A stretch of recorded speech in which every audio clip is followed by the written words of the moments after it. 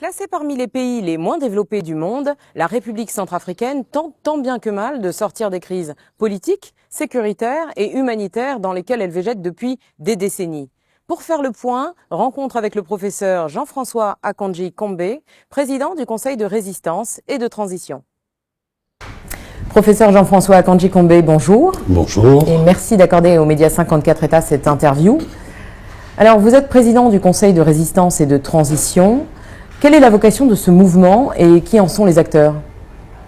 Alors aujourd'hui, le Conseil de résistance et de transition est la dernière institution constitutionnelle qui nous reste. Le monde entier sait aujourd'hui que M. Touadéra, parce qu'il veut rester au pouvoir indéfiniment, a décidé de changer notre constitution. Et notre constitution, dans des circonstances comme celle-ci, remet le pouvoir, c'est d'ailleurs la seule constitution d'Afrique qui procède ainsi, remet le pouvoir aux citoyens et demande aux citoyens de se réunir pour faire échec à l'autorité illégitime. Et voilà ce qu'est le Conseil de résistance et de transition. C'est un instrument du changement.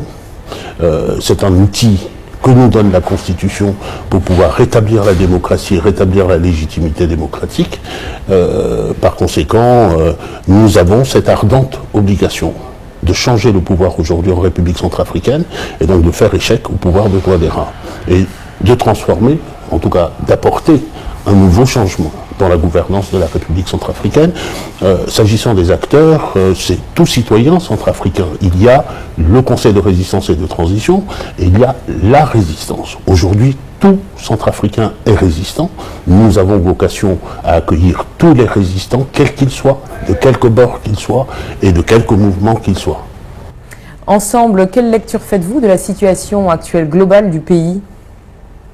Alors, je ne sais pas qui pourrait trouver un élément positif aujourd'hui dans ce qui se passe dans notre pays.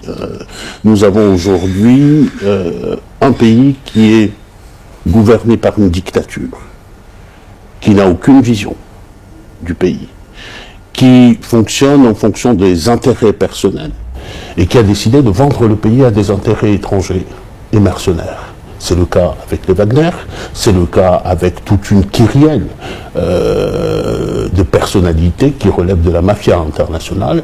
Nous y reviendrons sans doute tout à l'heure.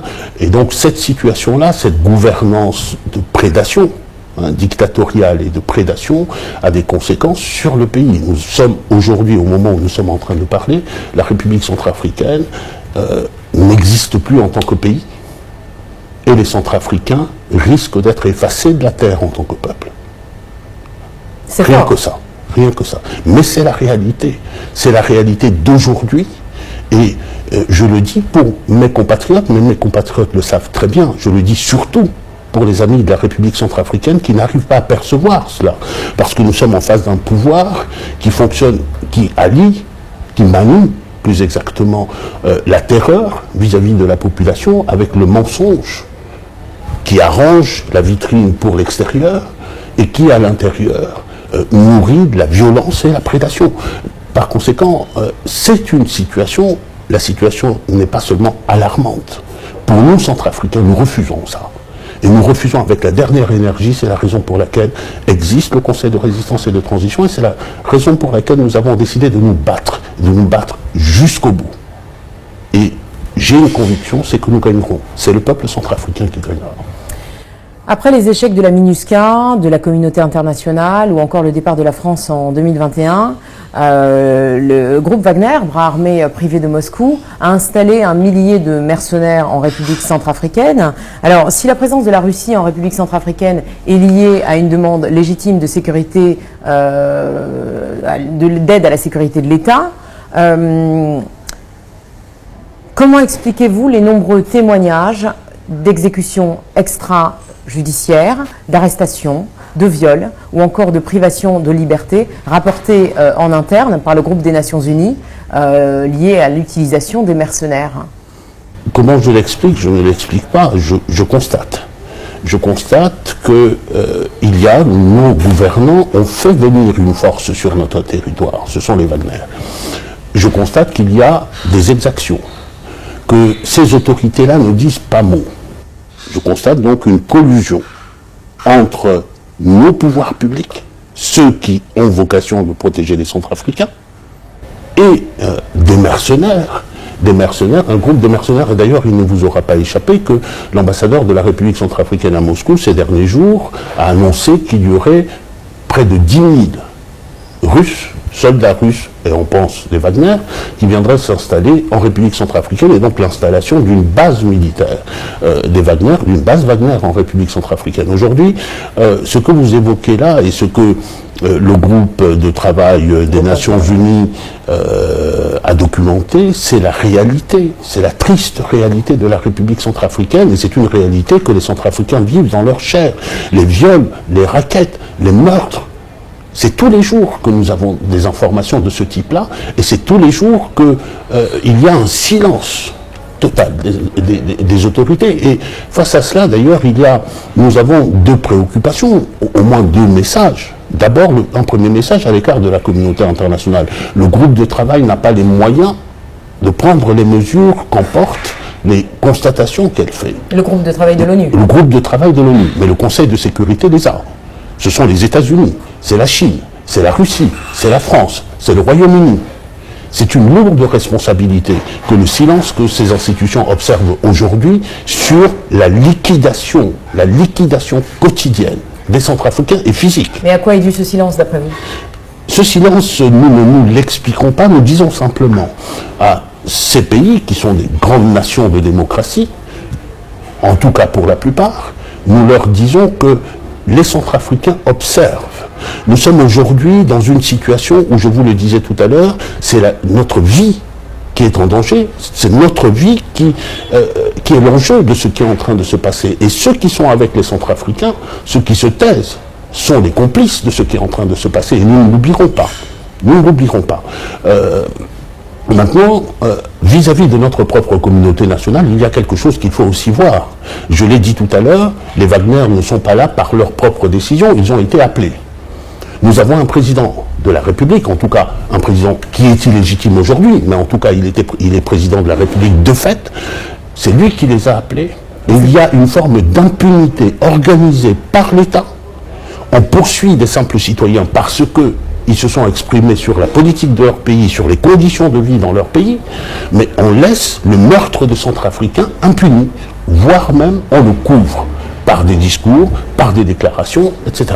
Ce pouvoir est un pouvoir, je dirais, un kyste dans la République centrafricaine et dans le territoire centrafricain. Nous devons nous débarrasser de ce kyste-là, c'est le destin de tout kyste.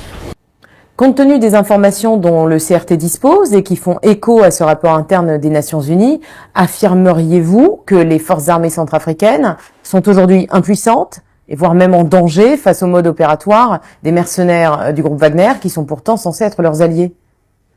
Alors, les forces armées centrafricaines, ça ne vous aura pas échappé, sont en reconstruction de la même manière que le pays est en reconstruction et en principe, à partir de 2016, il devait recréer les conditions d'une véritable démocratie. Aujourd'hui, nous sommes obligés de constater que les forces armées centrafricaines n'ont pas été reconstruites comme une force de la nation, mais surtout qu'ils ont été transformés en supplétifs d'un groupe de mercenaires et que par ailleurs ils sont en première ligne, les éléments des FACA sont en première ligne dans les exactions qui sont commises par les Wagner aujourd'hui. Et tout ceci est documenté, des assassinats, des exécutions extrajudiciaires, des actes de torture et je passe même des actes ignobles qui sont commis sur nos FACA. Vous avez des témoignages, je veux dire, de forces armées centrafricaines, d'éléments qui seraient confrontés à une situation où il y aurait besoin de défendre la population et finalement la situation serait totalement inversée? Nous avons des preuves, et il y a des preuves que nous organisons aujourd'hui et que nous conservons aujourd'hui parce que demain il faudra que justice se passe.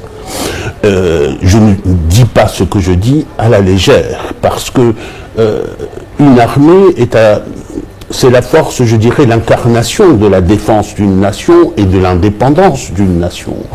Nous sommes attachés à nos forces armées, tout Centrafricain est attaché à ces forces armées, et tout Centrafricain a espéré que nous aurions recouvré une armée nationale, démocratique, qui défend le peuple. Et aujourd'hui, on nous a transformé cette armée-là en un instrument entre les mains d'hommes sans foi ni loi, parce que les Wagner, ce n'est rien d'autre que cela. Donc les FACA sont aujourd'hui impuissantes. Les FACA, je dirais que les FACA ont été, je dirais, assujettis. Les FACA ont été assujettis. Mais je conserve l'espoir que les FACA ne sont pas anéantis. Parce qu'il y a un esprit dans cette armée. Et aujourd'hui, les Centrafricains attendent des FACA qu'ils les libèrent de ce joug et de ce pouvoir qui a amené le mal dans notre pays. Aujourd'hui, cet espoir-là n'est pas vain parce que, y compris au sein du CRT, nous avons des résistants qui relèvent des FACA.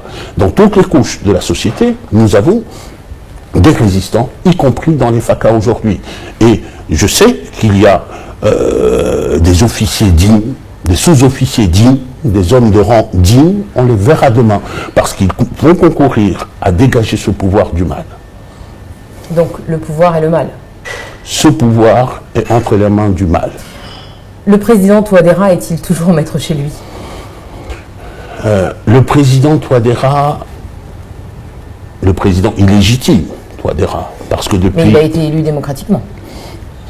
La question n'est pas là. Je vous ai dit tout à l'heure que notre constitution est une des rares constitutions qui prévoit quelque chose, et cette constitution émane du forum de Bangui, c'est-à-dire c'est la volonté des Centrafricains. Il dit que tout chef d'État qui commet un coup d'État constitutionnel, et le monde entier voit cela, a déclaré la guerre au peuple centrafricain, est un pouvoir illégitime, et il appelle les citoyens à faire échec à cette autorité illégitime. L'autorité illégitime n'est personne d'autre que Touadéra d'abord, et les autres institutions par la suite. C'est pour ça que je dis président illégitime. Le titre de président ne le mérite plus. Il est un président de fait qui doit dégager. Et nous nous y attacherons. Mais pour répondre à votre question, il faut d'abord que tout le monde se rende à l'évidence que c'est la situation des Wagner aujourd'hui a été construite par Touadéra. C'est Touadéra qui a permis qu'ils viennent, c'est Touadéra qui a permis qu'ils aient les exploitations minières qu'ils ont, c'est Touadéra qui a permis qu'ils exercent les activités qu'ils exercent, c'est-à-dire qu'ils prennent quasiment le monopole d'un certain nombre de commerces et de productions dans le pays, et même qu'ils prennent possession de la douane centrafricaine. J'en viens justement, oui. J'y viens. La rumeur enfle, et vous êtes en train plus ou moins de la confirmer, que Wagner aurait la main mise sur les droits de douane et les mines de diamants du pays. Ce n'est pas une rumeur, c'est une réalité, et tous les Centrafricains le savent. Et d'ailleurs, il y a eu des accords qui ont été signés et qui ont été rendus publics entre les Wagner et le ministère des Finances et de l'économie et du budget national. Qui a autorisé que Wagner ait la main mise, du coup, si ce n'est pas une rumeur, sur les droits de douane et les mines de diamants du pays? Vous avez la réponse dans la question. Je vous la pose. Il y a un accord qui a été signé avec le gouvernement. Le gouvernement est sous l'autorité d'un chef, qui est le Premier ministre, bien sûr, mais qui est nommé par le Président de la République et qui ne peut rien sans le Président de la République. Tout ceci a été fabriqué par Touadéra. Et donc, aujourd'hui, on est dans une situation, et vous avez raison de le souligner, on est dans une situation où tout le monde dit que Touadéra est l'otage. L'otage des Wagner, c'est une réalité que aujourd'hui ce n'est plus lui qui décide dans le pays. Une marionnette au pouvoir? Il est devenu une marionnette au pouvoir, mais il a construit sa propre situation. Je dirais que s'il est otage des Wagner, c'est un otage consentant qui a construit sa propre situation. Et quel est le but? Quel est son but? J'ai commencé tout à l'heure par dire que nous avons affaire à un pouvoir qui est un pouvoir sans vision, sans autre vision que les intérêts personnels. Et M. Touadéra, il a des intérêts personnels qui met au-dessus des intérêts des Centrafricains. Je préfère dire cela parce qu'il y a une dimension dans Touadéra et dans le pouvoir de Touadéra qui m'apparaît plus grave encore. C'est un peu comme si nous avions affaire à quelqu'un qui a des comptes à régler avec un pays et avec une nation tout entière. Et cette dimension-là sans doute est l'élément qui explique le mieux le comportement de cette personne en tant que président, en tant que chef de l'État, qui n'a jamais prononcé des condoléances aux familles qui sont endeuillées, qui ne s'est jamais ému que des Centrafricains aient été massacrés, qui n'ait jamais prononcé un discours de compassion à l'égard de la douleur des Centrafricains, mais qui en revanche est le premier à sortir pour venir justifier les Wagner, d'abord à dire qu'il n'y a pas de Wagner en République centrafricaine, ensuite à dire que les Wagner... Aujourd'hui c'est de notoriété publique. Aujourd'hui c'est de notoriété publique, et aujourd'hui on est passé à l'autre étape, qui est celui de la négation absolue des exactions des Wagner. Et donc, votre question c'est, est-ce qu'il est encore maître chez lui? Il n'est pas maître parce que ce sont les Wagner qui gouvernent ce pays. Ils sont dans la sécurité, dans la défense, dans l'économie, dans le budget national, dans la douane nationale, ils sont dans le commerce, ils sont partout. Alors justement, le ministre porte-parole du gouvernement déclarait lors d'une conférence de presse le 5 mars 2021 que sous lui, donc sous le président de la République Faustin Archange Touadéra, son gouvernement puisse accepter que des violations soient faites et qu'elles soient couvertes, soit qu'elles ne soient pas pointées, suivies, pour être poursuivies pénalement. Et de rajouter, nous voyons bien la manœuvre, elle consiste à dire « Attention, les FACA et leurs alliés tuent les Centrafricains », ce qui est faux. Nous voyons ce jeu-là qui veut attacher les mains de nos FACA dans le dos afin que cette reconquête s'arrête. Alors, à qui profite le crime ? Ben, le crime profite à ceux-là, notamment celui qui est en train de parler. Le crime profite à ceux qui, au lieu d'assumer leur rôle qui est de protéger les Centrafricains, se font les alliés, les assassins des Centrafricains.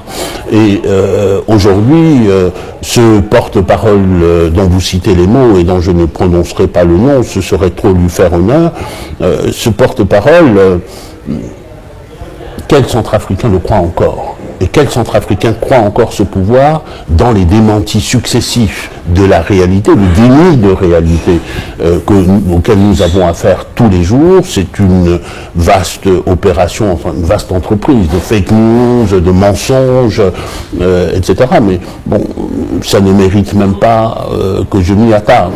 Mais simplement, tout ceci, quand bien même ceci est nié, il y a des preuves. Quand bien même ceci est nié, il y a une volonté centrafricaine que porte notamment le CRT, que justice soit faite demain. Et cette justice, elle sera faite quand bien même, nous espérons qu'elle pourra être faite vis-à-vis des Wagner, mais si elle ne l'est pas, elle sera en tout cas faite vis-à-vis de ceux de nos compatriotes qui sont les responsables de cette situation. Alors, professeur Jean-François Akanji-Kambé, vous avez, la justice centrafricaine a ordonné des poursuites judiciaires contre vous. Vous avez depuis été condamné, ce qui en l'état actuel des choses vous empêcherait d'être candidat à l'élection présidentielle en 2026. En tant que professeur émérite de droit, notamment à la Sorbonne, quel recours juridique envisagez-vous ? Alors, ce que vous décrivez là, dans cette... dans cette épreuve, je ne me sens pas seul. Je ne suis pas seul, ce qui est plutôt rassurant, parce qu'aujourd'hui, nous sommes dans la situation où ce pouvoir, cette dictature, utilise le droit et la justice pour pouvoir éliminer physiquement ou politiquement tout opposant, tout citoyen qui s'exprime dans l'espace public centrafricain, et ça a été mon cas. Ça a été mon cas. Cela étant, moi je reste très serein. Très serein parce que il ne vous a pas échappé que j'ai été condamné à 2 ans d'emprisonnement ferme et à 5 ans de privation des droits civiques. 5 années de privation des droits civiques. Il se trouve que aujourd'hui, ce qui est en jeu, c'est à la fois une disqualification politique, c'est l'anéantissement, en tout cas il l'espère, de ma citoyenneté centrafricaine, et c'est aussi une dissuasion pour que je me présente sur le territoire national, et je pense qu'ils se sont trompés sur tous les points, parce que ce n'est pas un Touadéra dont la centrafricanité est douteuse qui va me priver de ma qualité de centrafricain. Il se trouve que dans ce pays, il y a un village qui s'appelle Akanji. Vous irez demander à M. Touadéra s'il y a un village qui s'appelle Touadéra. Il n'en est pas de mal. Le président Archange Touadéra n'est pas centrafricain. Ma centrafricanité est moins sujette à caution que la sienne. Et par conséquent, ce n'est pas par le biais de la loi. Il peut faire tout ce qu'il veut. Ma centrafricanité demeurera. Par ailleurs, il ne me privera pas du droit d'aller sur le territoire qui est le mien, d'aller sur la terre de mes ancêtres. Et d'ailleurs, je peux vous le dire aujourd'hui, depuis que j'ai été condamné, je me suis déjà rendu en République centrafricaine une fois, et je m'y rendrai à nouveau. Par conséquent, aujourd'hui, c'est un coup d'épée dans l'eau, c'est un non-événement pour moi, mais en revanche, c'est une raison supplémentaire pour que ce pouvoir dégage. Mais quel recours juridique envisagez-vous ? J'envisage des recours, mais je ne vous le dirai pas aujourd'hui.